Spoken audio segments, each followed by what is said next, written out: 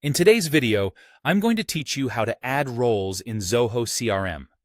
This is an important task if you want to effectively manage your team and ensure that everyone has the right permissions to perform their duties. Let's dive in and make this process as straightforward as possible. First, we need to navigate to the roles setup. Start by going to the top right corner of your Zoho CRM interface and clicking on the gear icon, also known as the Setup option. This icon is your gateway to customizing and configuring various aspects of your CRM, so it's a great place to start for managing user roles. Once you're in the Setup section, you'll need to find your way to Users and Control.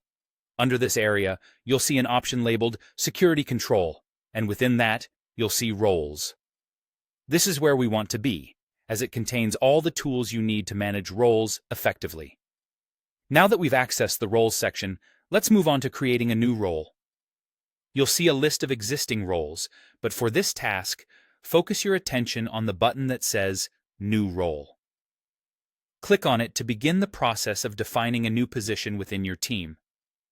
Once you hit that button, a form will appear where you can enter various details. Start by deciding on an appropriate role name.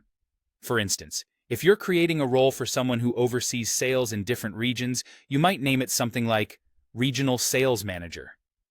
Next, you'll need to decide who this new role reports to within the organizational hierarchy. There's a field labeled Reports To, where you'll select the immediate supervisor for this role.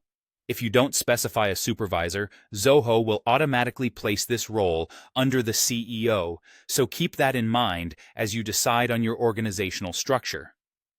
Additionally, there's an option to check a box labeled Share Data with Peers.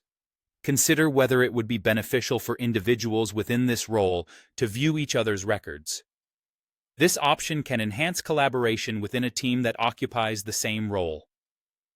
To further clarify the purpose and responsibilities associated with this role, you can add a description in the provided field.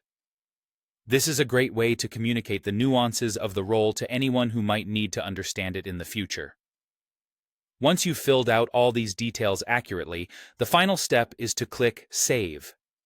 This action will add the new role to your hierarchy, effectively setting it up within your Zoho CRM environment. That's all there is to it. You've successfully added a role, and this will help maintain a well-organized structure in your CRM.